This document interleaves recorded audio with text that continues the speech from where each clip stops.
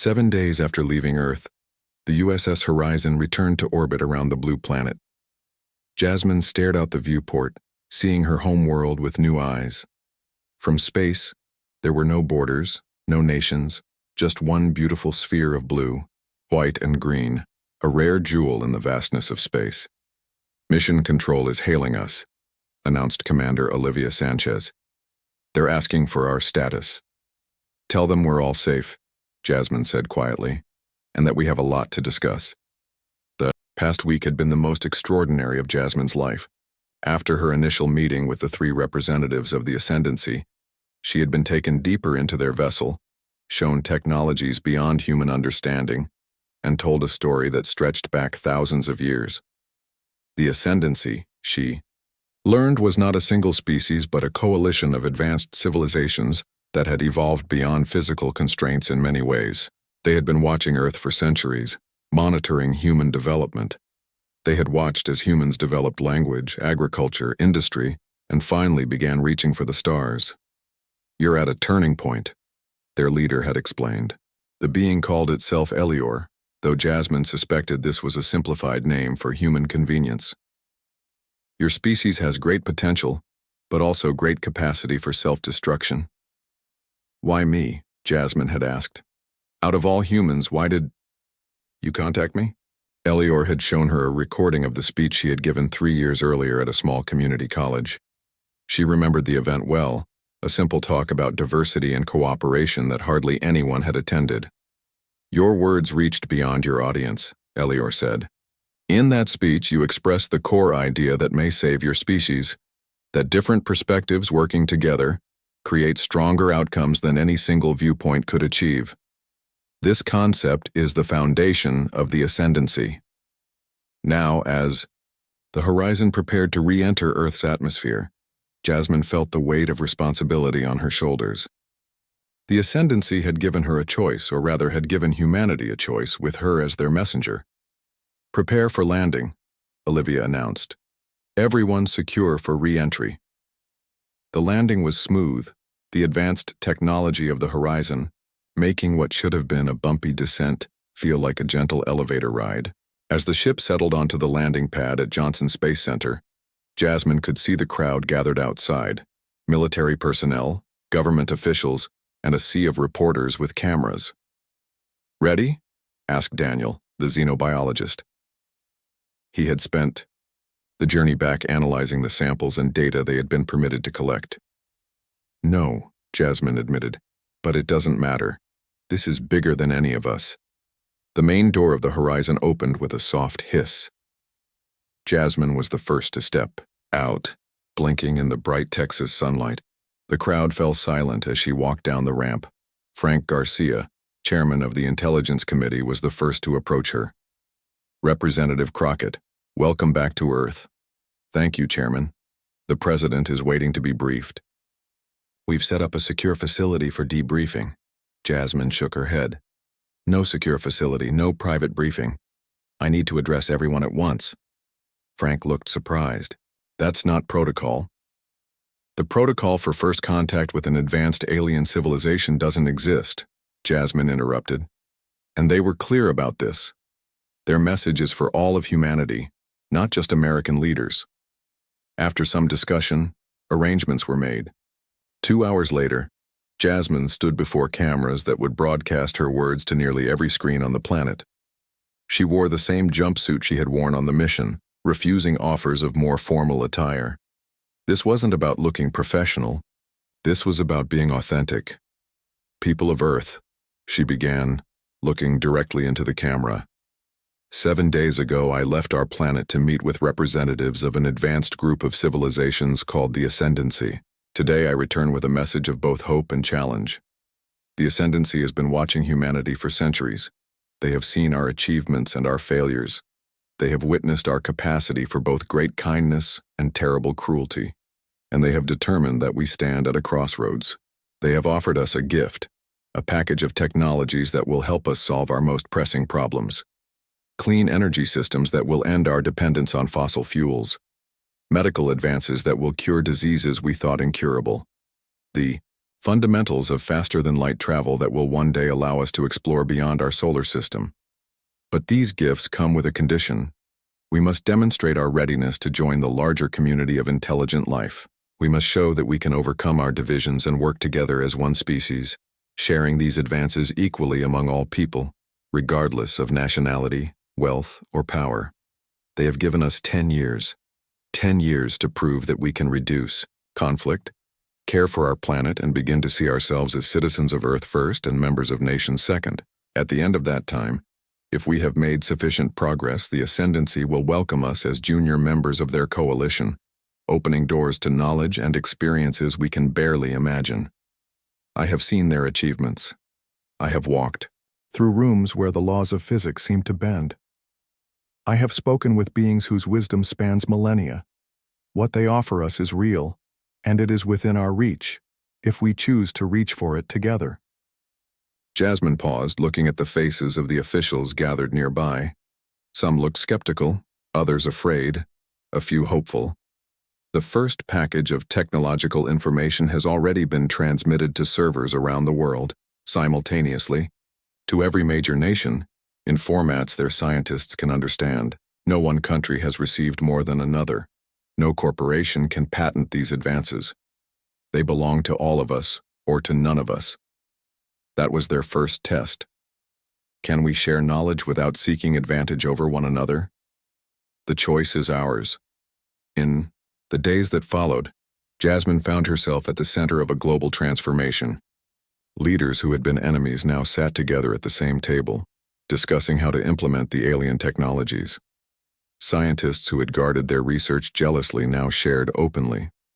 Something had changed in the human psyche, a shift in perspective that came from knowing they were not alone in the universe and that they were being watched and evaluated. Not everyone embraced the change, of course. Some claimed it was all a hoax or a trap. Others insisted humanity should reject any alien influence. But these voices grew quieter as the first technologies were proven to work, providing clean water to drought-stricken regions and renewable energy to communities that had lived in darkness. 6 months after her return, Jasmine received an unexpected visitor at her office in Washington. Candace Owens was shown in looking both nervous and excited. "Representative Crockett," she said, "I hope I'm not intruding." "Not at all," Jasmine replied, gesturing to a chair. "I've been meaning to thank you." "Thank me? I thought you'd still be angry about the TV broadcast." "I was at first, but now I understand why you did it. They needed to make sure their message reached everyone, not just government officials who might have kept it secret." Candace nodded. "So what happens now?" Jasmine smiled. "Now we try to pass their test. We have 9.5 years to prove that humanity can grow up and start working together. Do you think we can do it?" Jasmine looked out her window at the Washington Monument in the distance. "I don't know. But for the first time in my life, I think we're really trying." On her desk sat the alien stone, now dormant. But sometimes, when she was alone, it would glow softly and show her glimpses of a possible future. A future where humanity had joined the stars. The small shuttle moved slowly toward the large crystal ship of the Aurelians. Kash Patel sat quietly, watching through the window as the alien vessel grew bigger. It sparkled in the light of the nearby star, changing colors from blue to green, to purple. "It's beautiful," said Patricia, the science officer. She held a small device that took pictures and readings of the ship. "Remember why we're here," Alan said. The security chief checked his hidden weapon one more time. "Beauty can hide danger." Diane, the language expert, was listening to Aurelian, speech samples through her earpiece. "I've been practicing their greeting words," she said. "I hope I get the tones right." Kash nodded, but stayed quiet. The fate of this meeting weighed heavy on him. If he made a mistake, it could mean trouble for Earth. If he succeeded, humans might gain powerful friends among the stars. The shuttle pilot's voice came through the speakers. 2 minutes to docking, Commander." "Everyone remember the plan," Kash said. "Be polite but careful. Watch everything. Say nothing about our concerns or the strange message we received. The shuttle slowed as it approached a glowing opening in the side of the Aurelian ship. With a soft bump, they connected to the alien vessel. "Pressure is good. Air is breathable," the pilot reported. Kash stood up. "Let's meet our neighbors." The door opened with a hiss. A long hallway stretched before them, lit by soft lights that seemed to flow through the walls. At the end stood 3 tall figures. The Aurelians were even more impressive in person. They stood nearly 7 feet tall with 4 long arms. Their skin glowed and changed colors slightly as they moved. They had no hair, but their heads were marked with patterns that looked like stars. "Welcome, humans," said the middle one in a voice that sounded like music. Its skin flashed blue with each word. "I am Zealer, first speaker of the Aurelian Assembly," Diane whispered to Kash. "That's their version of an ambassador." Kash stepped forward. "Thank you for your welcome. I am Commander Kash Patel of the United Earth Coalition. We come in friendship and peace." Zealer's skin turned a warm yellow. "We are pleased. Please follow us to the meeting chamber." As they walked through the ship, Kash noticed how different it was from human vessels. The walls seemed alive, pulsing with light. The floors were soft, but firm. There were no sharp edges anywhere. Tipo. Meeting chamber was a large round room with a table in the center. The table wasn't made of wood or metal, but looked like flowing water frozen in place. "Please sit," Zealer said, pointing to chairs that grew out of the floor. Kash and his team sat down carefully. The chairs were surprisingly comfortable. 2 more Aurelians entered the room carrying what looked like small glowing fruits. "Refreshments," Zealer explained. "Safe for human consumption." Patricia scanned the food quickly with her device and nodded to Kash. He took one of the fruits and bit into it. It tasted like honey and mint. "Now we may begin," Zealer said. "We have many things to discuss. Trade, knowledge sharing, territory agreements." For the next 2 hours, they talked about how humans and Aurelians could work together. The Aurelians offered to share some of their technology. In return, they wanted to learn about Earth's cultures and history. Everything seemed to be going well, but Kash noticed something strange. Whenever Zealer spoke about peaceful cooperation, one of the other Aurelians' skin would flash a dark red color for just a moment. During a break in the talks, Kash pulled Diane aside. "Did you see their skin changes? What does red mean in their color language?" Diane looked worried. "According to what they taught us, red can mean excitement or warning. I'm not sure which in this context. Keep watching," Kash told her, "and listen for any words that might have double meanings." When they returned to the table, Zealer was ready with a new topic. "We would like to discuss visiting Earth in the near future." "That would be possible," Kash said carefully. "We would need to arrange proper protocols first." "Of course," Zealer said. "We would send only a small scientific team at first, to learn about your wonderful planet." As Zealer spoke, Diane was listening carefully. She tapped a message into her device and slid it to Kash. The word they're using for learn can also mean examine for weakness in formal Aurelian. Kash kept his face calm, but his mind was racing. Was this connected to the strange message they had found? Were the Aurelians planning something? "Perhaps," Kash said. "Before we discuss visits to each other's worlds, we should talk more about our peoples, to better understand each other." Zealer's top set of hands moved in what might have been a shrug. "As you wish." Kash asked questions about Aurelian society, their history, their beliefs. Each answer was detailed and interesting, but something felt off. They spoke of peace and cooperation, but there were small things. A flash of color, a quick glance between Aurelians, a slight change in tone. That made Kash uneasy. During another short break, Alan came close to Kash. "Commander, I've been counting. There are more Aurelians moving around the ship than they first showed us. Military types based on their movements." "Stay alert," Kash whispered. "But don't show concern." When they gathered again, Zealer raised all 4 arms in a gesture of goodwill. "To show our commitment to friendship with humans, we propose a treaty. Our peoples will support each other, share knowledge, and respect each other's territories. One of the other Aurelians placed a glowing tablet on the table. The treaty was written in both Aurelian symbols and English. "Please review and sign," Zeeler said. Diane began reading the treaty carefully. After a few minutes, her face changed. She leaned over to Kash and whispered, "There's a problem. The Aurelian version has extra clauses that aren't in the English text. They mention protective oversight of Earth." Kash understood now. The Aurelians were hiding their true intentions. They didn't want equals. They wanted to control Earth. He needed to act carefully. If he accused them directly, it might lead to trouble. They were on an alien ship, far from help. Kash stood up slowly. "The treaty looks promising," he said, "but on Earth we have a saying. Trust grows like a tree, not a mushroom. It needs time and care." He looked directly at Zeeler. "Before we sign any papers, we need to be sure we understand each other completely. No hidden meanings, no secret plans." As Kash spoke these words, the atmosphere in the room changed instantly. Zeeler's skin turned deep red all over.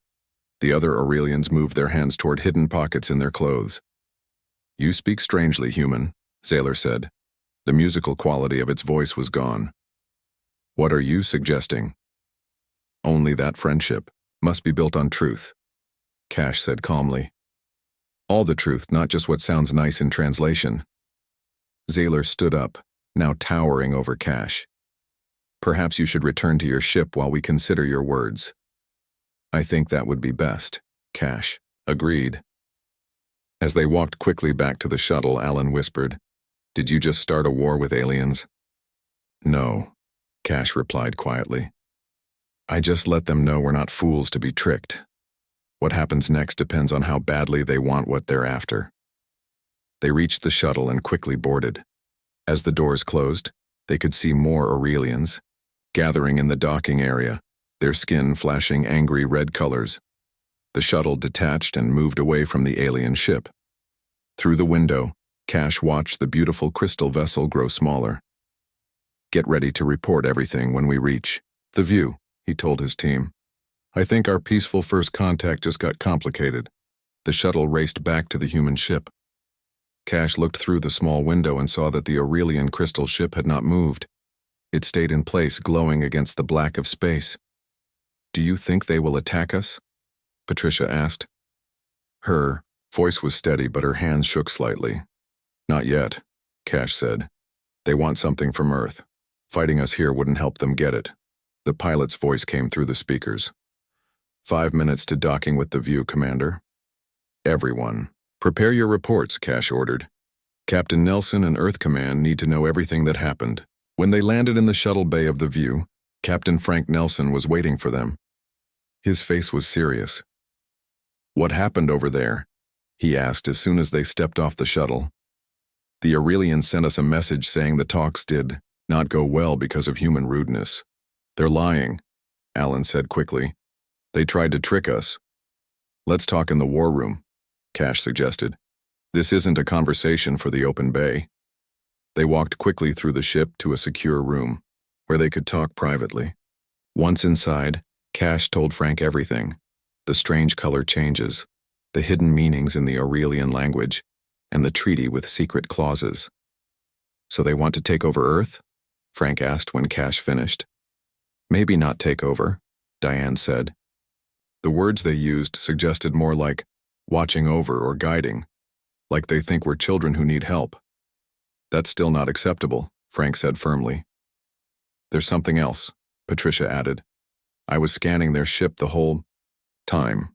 It has much more power than they told us, and I detected signs of weapons even though they said they don't use them." Frank walked to a computer and pressed some buttons. "I'm calling an emergency meeting with all department heads. We need to decide what to do next."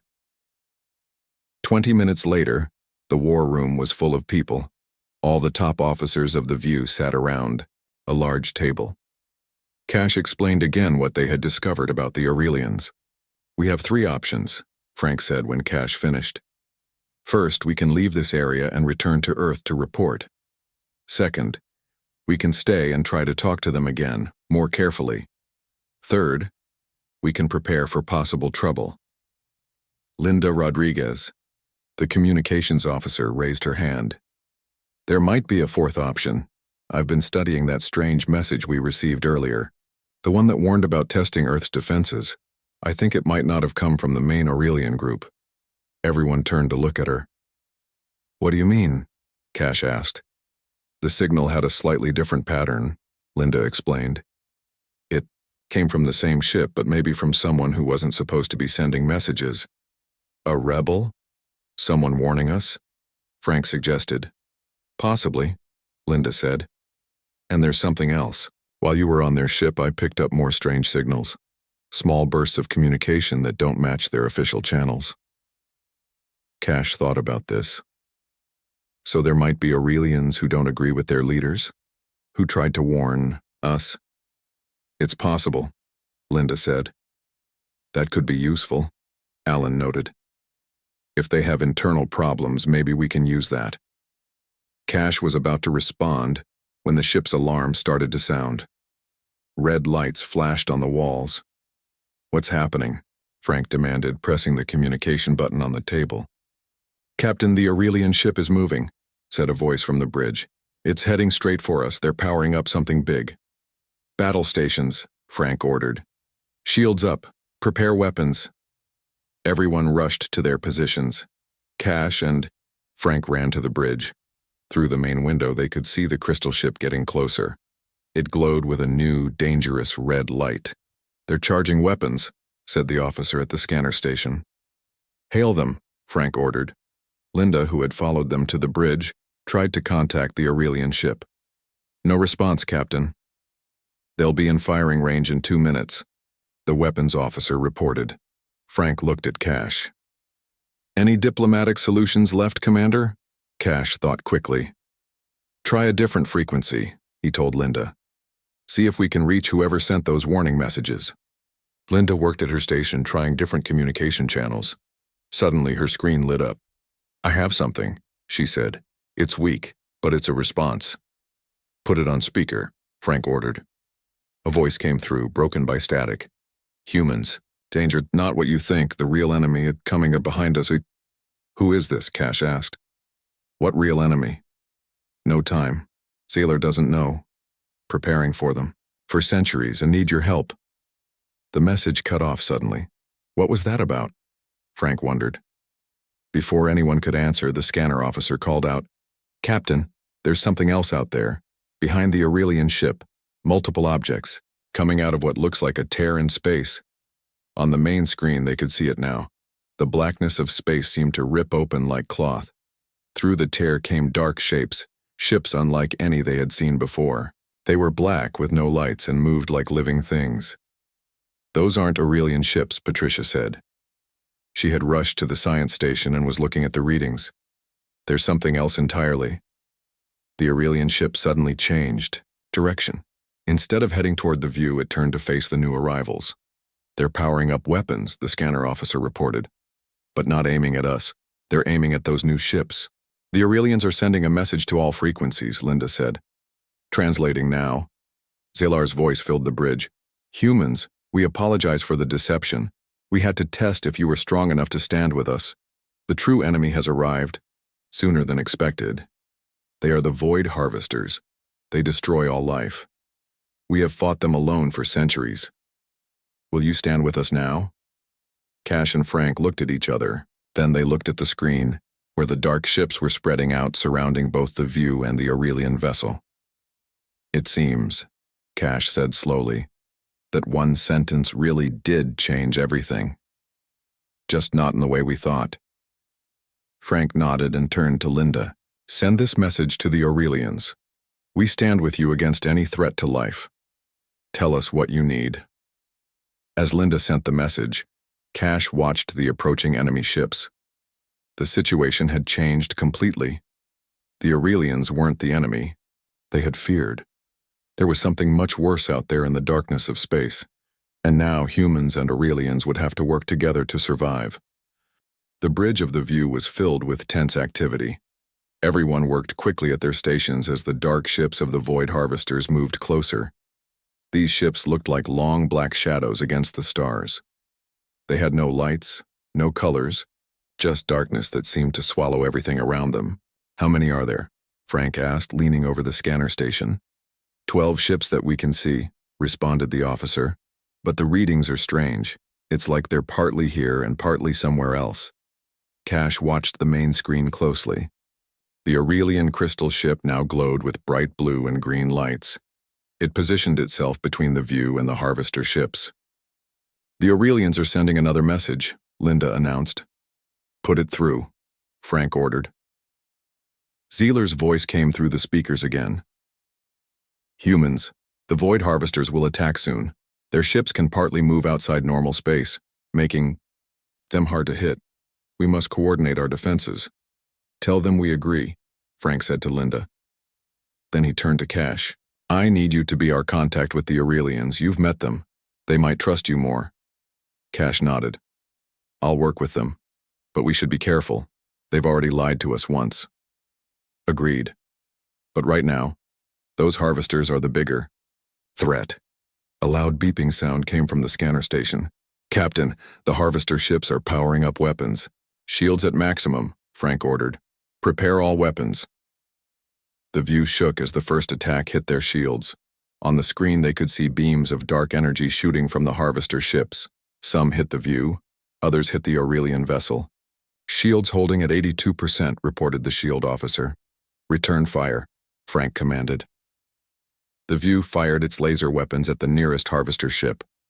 The beams hit directly, but seemed to pass partly through the dark vessel. Minimal damage. To the enemy ship, said the weapons officer. It's like shooting at smoke.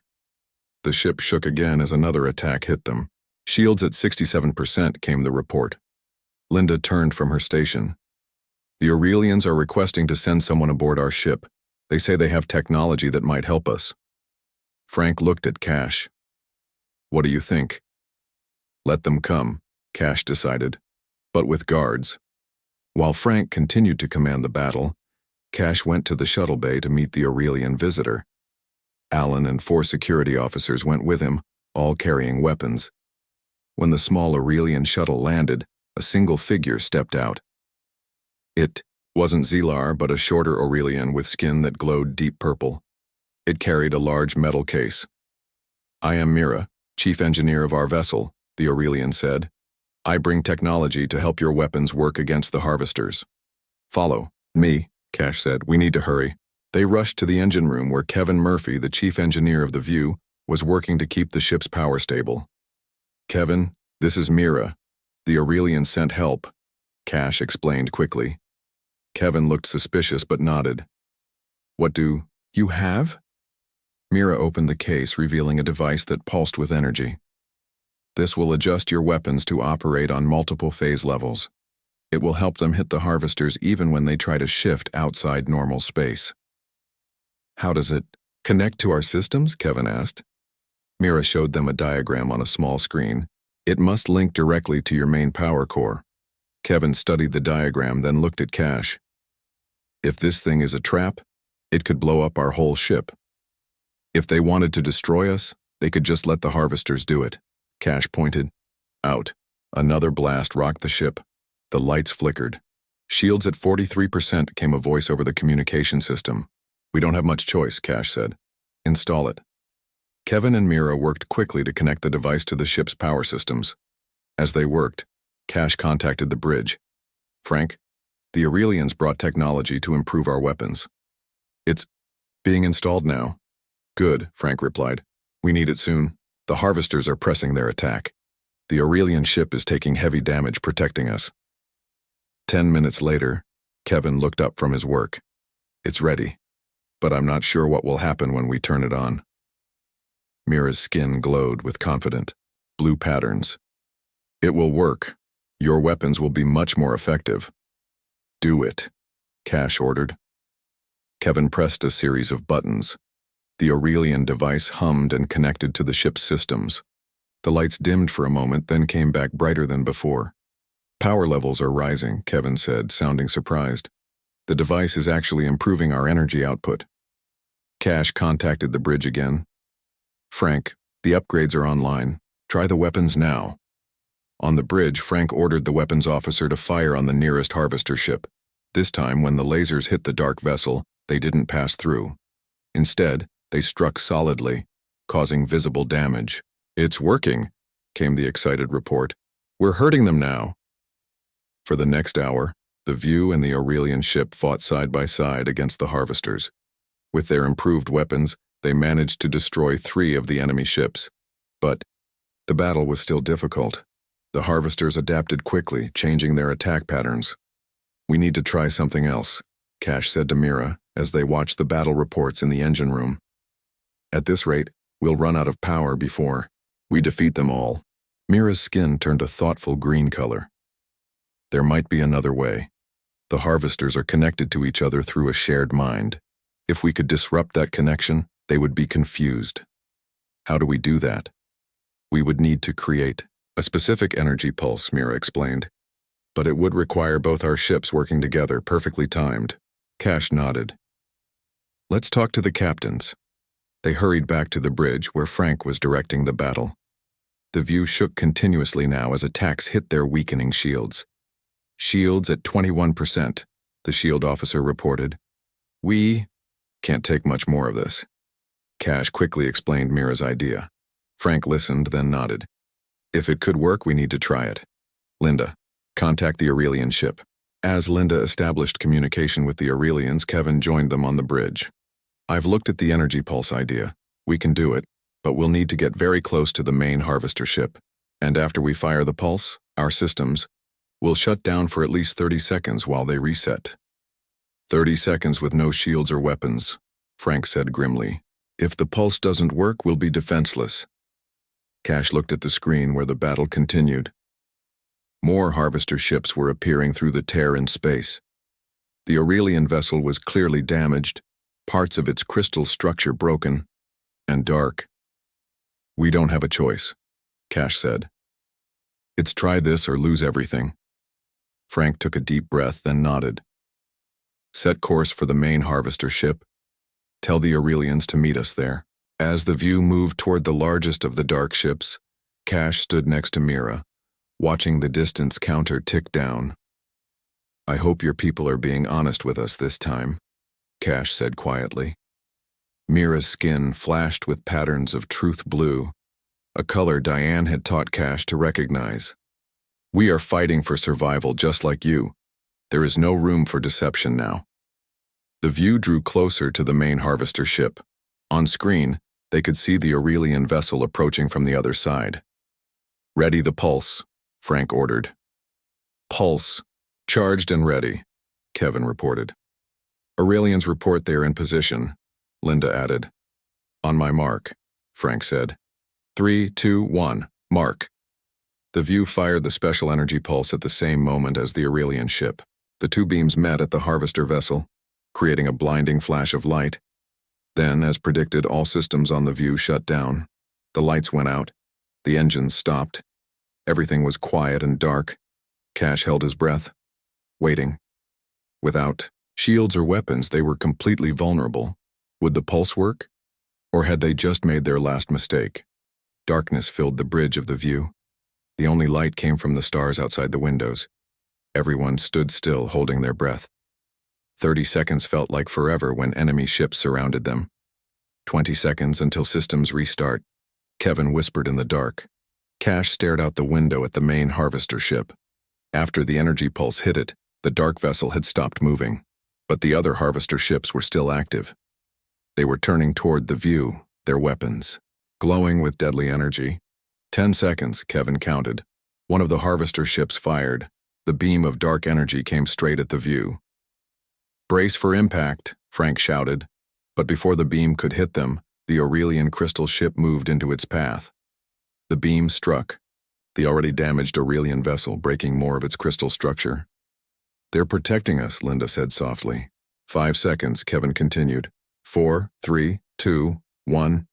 The lights came back on. Screens lit up. The hum of engines filled the ship again. "Shields up," Frank ordered. "What's the status of the harvesters?" The scanner officer checked his readings. "The main ship is confused. It's moving in circles. The other ships aren't attacking in any pattern. They seem disorganized." It worked, Mira said, her skin glowing with bright yellow happiness. We've disrupted their connection. They can't coordinate their attacks. Now's our chance, Frank said. Target the main ship with everything we have. The View fired all its weapons at the main harvester vessel. The Aurelian ship, though damaged, did the same. Their combined attack tore through the dark ship's hull. It began to break apart, pieces floating away into space. As the main ship was destroyed, something strange happened. The other harvester ships began to move wildly as if in pain. Several crashed into each other. They really are connected, Kash said, watching the chaos. When we destroyed the main ship, it hurt them all. Finish them off, Frank ordered. For the next 10 minutes, the View and the Aurelian ship worked together to destroy the remaining harvester vessels. Without their leader, the dark ships couldn't defend themselves effectively. When the last harvester ship exploded, a cheer went up from the crew of the View. We did it, Frank said, smiling at Kash. Your diplomacy may have just saved both our peoples, but their victory came with costs. The View had taken heavy damage, several crew members were injured, and the Aurelian ship looked much worse. Open. A channel to the Aurelian vessel, Frank told Linda. Zeeler's face appeared on the main screen. The Aurelian leader looked tired, and parts of its skin had stopped glowing. We thank you for fighting beside us, Zeeler said. Without your help, the harvesters would have destroyed us all. We thank you for protecting us when our systems were down, Frank replied. Your ship took serious damage for us. Zeeler nodded. Our vessel cannot travel far in its current state. We will need time to repair. We can help with repairs, Frank offered. And we have medical facilities if any of your people are hurt. That is most kind, Zeeler said. There is much we need to discuss. The harvesters will return. This was only a small group of their forces. Kash stepped forward. Then we should talk honestly this time. No tests, no secret messages. Agreed, Zeeler said. We apologize for our deception. We needed to know if humans would be strong allies. Many species before you have failed our tests. We understand caution, Kash said. But trust works both ways. We will send a delegation to your ship in 2 hours, Zeeler said, to begin honest talks. After the communication ended, Kash turned to Frank. We should contact Earth. They need to know what's happening. Frank nodded. Send a full report. Tell them we've made contact with the Aurelians, fought beside them against a common enemy, and are now beginning real diplomatic talks. While the ship's crew worked on repairs, Kash went to his quarters to prepare for the new meeting with the Aurelians. He needed to clean up and change his uniform. The battle had been hard on everyone. As he washed his face, he thought about how quickly everything had changed. They had gone from fearing the Aurelians to fighting beside them in just a few hours. One message, one sentence about testing Earth's defenses, had put them on guard. But that caution had perhaps earned the Aurelians' respect. There was a knock at his door. It was Diane. I've been studying more of the Aurelian language, she said when he let her in. Now that we have Mira to help, I'm learning much faster. What have you learned? Kash asked. The Aurelians have been fighting the harvesters for centuries. Their home world was destroyed. They've been searching for allies strong enough to help them defeat the harvesters completely. And they think we might be those allies? Diane nodded. They've tested 27 other species before us. We're the first to pass their test. Kash thought about this. That's a lot of responsibility. They need our help, Diane said. And we need theirs. The harvesters would have found Earth eventually. 2 hours later, Kash stood in the meeting room with Frank and the other senior officers. The door opened, and Zeeler entered with several other Aurelians, including Mira. Welcome, Frank said. Please sit. The meeting began with reports about the battle and the current state of both ships. Then Zeeler moved to the main topic. The harvesters will send more ships when they learn what happened here, the Aurelian leader said. We must prepare. Your weapons combined with our technology proved effective. Together we might finally defeat them. How much time do we have? Frank asked. Perhaps 3 of your months, Zayler replied. They will gather a larger force before attacking again. That gives us time to return to Earth and bring back more ships, Frank said. We will give you our shield and weapon technology, Zayler offered. All we ask is that you stand with us when they return. Kash looked at the Aurelians. Their skin glowed with honest colors now, no hidden patterns or secret messages. We will take your offer to Earth's leaders, Kash said. I believe they will. Agree. The harvesters threaten all life, not just Aurelians or humans. Then let this be the true beginning of our alliance, Zayler said, raising all four arms in a gesture of friendship. As the meeting continued with plans and information sharing, Kash thought about the strange journey that had brought them here. A diplomatic mission had turned into a battle for survival. Potential enemies had become allies. And one sentence about testing Earth's defenses had changed everything. When he had departed Earth on the View, Kash could never have imagined this outcome. Now he would return with an alien alliance, advanced technology, and the news that humanity faced a terrible enemy. But they also had hope. Together, Aurelians and humans had defeated the harvesters once. Together, they might save both their peoples, as Kash looked around the room at humans and Aurelians working side by side. He knew that this was just the beginning of a much bigger story.